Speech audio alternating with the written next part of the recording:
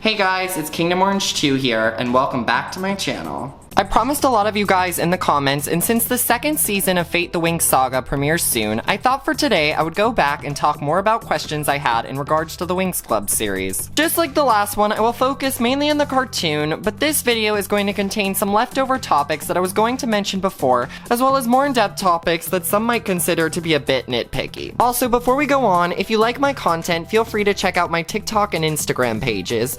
It's the same username for both, and I love meeting new people and connecting with all of you. So with that being said, let's talk about more things in Winx Club that never really made sense to me. The Legendarium. The Legendarium was a book that was introduced in season 6. Held by Selena, she could use it to summon monsters by reading the stories contained inside out loud. The monsters she summoned came from a dimension known as the Legendarium world. The book was created by Aisha, a powerful wizard who wanted to take over the magical dimension. He collected stories from all over the magic universe and Earth, but ended up becoming trapped in one of the Legendarium's pages. But here's the thing.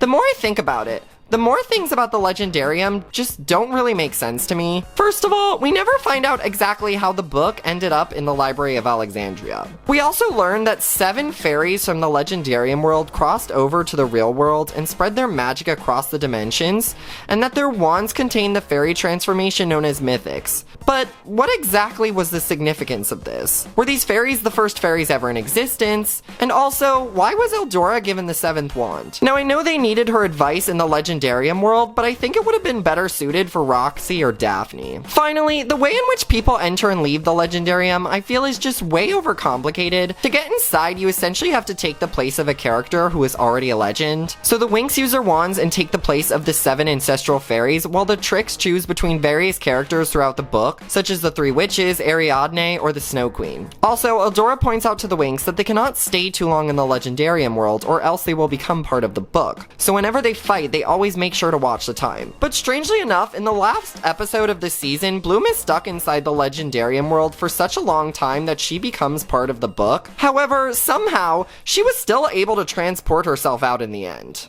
Sky's title. In Secret of the Lost Kingdom, when Bloom asks Sky how he was able to free Oratel's sword, he tells her that it was because he is now the king of Heraklion. Later in season 4, Arendor visits Earth, annoyed at Sky for not performing his royal duties, and even in Magical Adventure, Arendor is shown without a crown. However, in season 5, Sky is constantly referred to as Prince of Heraklion, and his father is again the king with no explanation as to why this happened. And while I did always find it weird that Sky was anointed king, even though his father hadn't died yet, a big plot point of not just Secret of the Lost Kingdom, but also later in Mystery of the Abyss, was the fact that he was a king. To be fair to the writers, they probably realized that Sky was too busy training with the specialists and helping with the Winx to be a king, but they could have easily found a way to explain this. Layla, Aisha, or Gladis. Aisha, the Fairy of Waves, was known as Layla in many different dubs around the world before Nickelodeon took over and changed her name back to Aisha. But here's the thing, why was her name changed in the first place?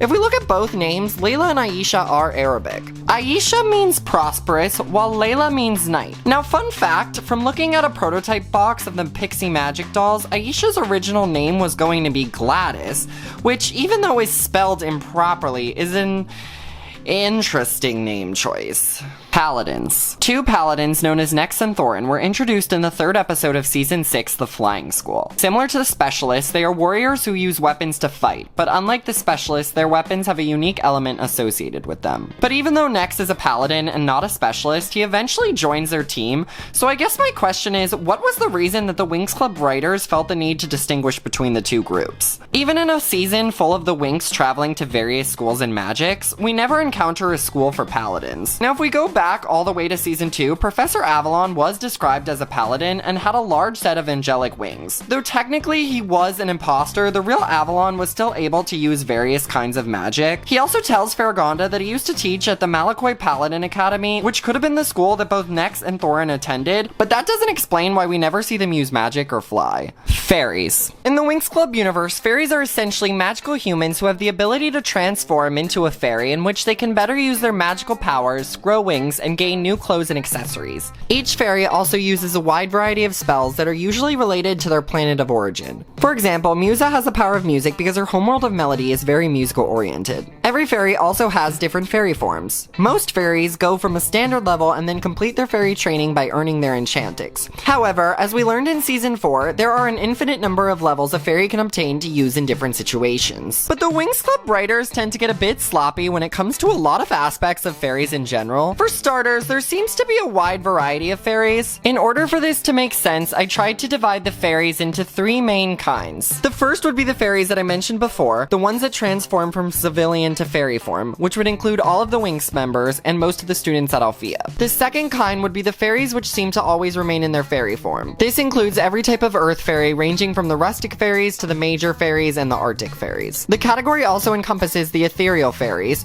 Arcadia, and the Alfea champions. And finally, the last category includes the fairies who always remain in their civilian outfits. Examples of this would be Faragonda and Griselda. However, there are more outliers to these categories and questions I have. For starters, we have Roxy, who is an earth fairy but is seen transforming from civilian to fairy form. Now, her mother Queen Morgana is also shown doing this, which means that maybe only the major fairies have the ability to do so, but the major fairies are seen significantly often in their fairy forms, and Aisha does state in season 2 that the fairies can't remain in that form for a long time or they will grow weak and turn back into civilians. Another person of interest would be Faragonda. Not only is she more than 100 years old, which proves that fairies age differently than humans do, she's also never shown in her fairy form. Even in all the images and scenes we see of a younger Faragonda, we never once see her transform. I did state in my last video that I thought Faragonda said in the show that once fairies reach a certain age, they lose their ability to transform, and in all actuality, I can't honestly find any evidence of her ever saying that, but if that's the case, why do we never see her fairy form?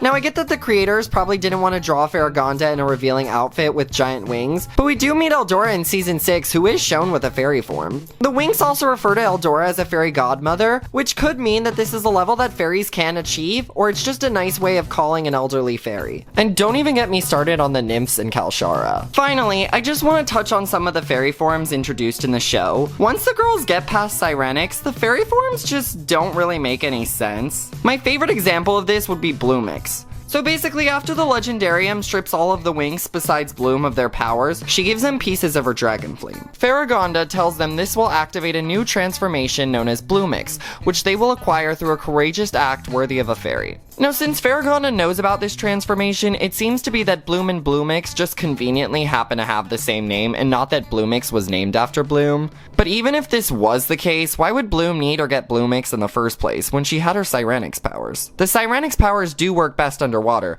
but to me this serves as another example of just making a transformation to sell merchandise and not really for plot sake or necessity. Students. At the end of the movie, Secret of the Lost Kingdom, the Winx all graduate and become guardian fairies of their homeworlds. They each go back to their home planets and 4 months later reconnect as a team. In season 4, the Winx are asked back as professors at Alfea and teach their own class for about a day but end up giving up their gig when they decide to head to Earth and search for the last fairy. The Winx do return to Alfea in season 5 along with Roxy at the start of the new school year and end up staying there for future seasons. But here's what kind of bothered a lot of fans. The Winx were essentially treated like students again. They attended classes, went to dances, and there was even a scene in which Faragonda got mad at them for coming back to Alfea too late at night. We also see Bloom and the rest of the girls in the same room they originally had in seasons 1 through 3, even though the girls' room was given away to Alice in season 4. Now honestly, to be fair to the writers, the Winx, especially around season 3, had a habit of coming and going from Alfea whenever they felt like it. So if the Winx were essentially graduate students, they would technically have a lot more freedom. And I do understand why they had the Winx back at Alfea, especially since it serves as a great place for all of them to be together at the same time. But I think more people and I would have appreciated if they just maybe put in a sentence or two of what exactly they are doing at Alfea. Witch forms. Unlike the fairies, the witches and the transformations they acquire in this show are just a little confusing. The Tricks are the only witches we see in the series that transform from their civilian clothes into their witch forms, but after season 5, the Tricks are never shown transforming again and constantly remain in their witch form.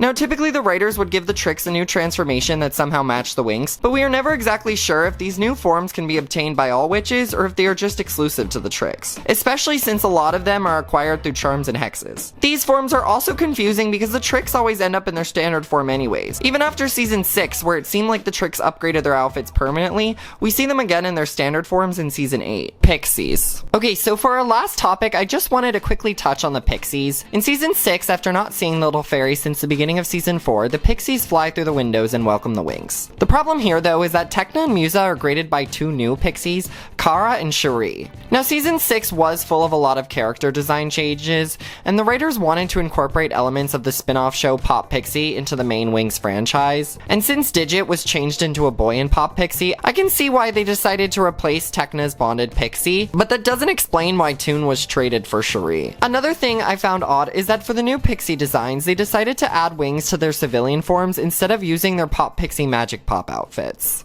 I used to think that people hated on Nickelodeon way too much in regards to Season 5 and 6. I can see just truly what a disaster the show was. Maybe the writers should have just ended with Season 3. But like always, tell me what your thoughts are in the comments below. Probably not going to make a part 3 to this, but I never really know. If you liked this video today and want to see more content in the future, make sure you hit that subscribe button and give this video a thumbs up.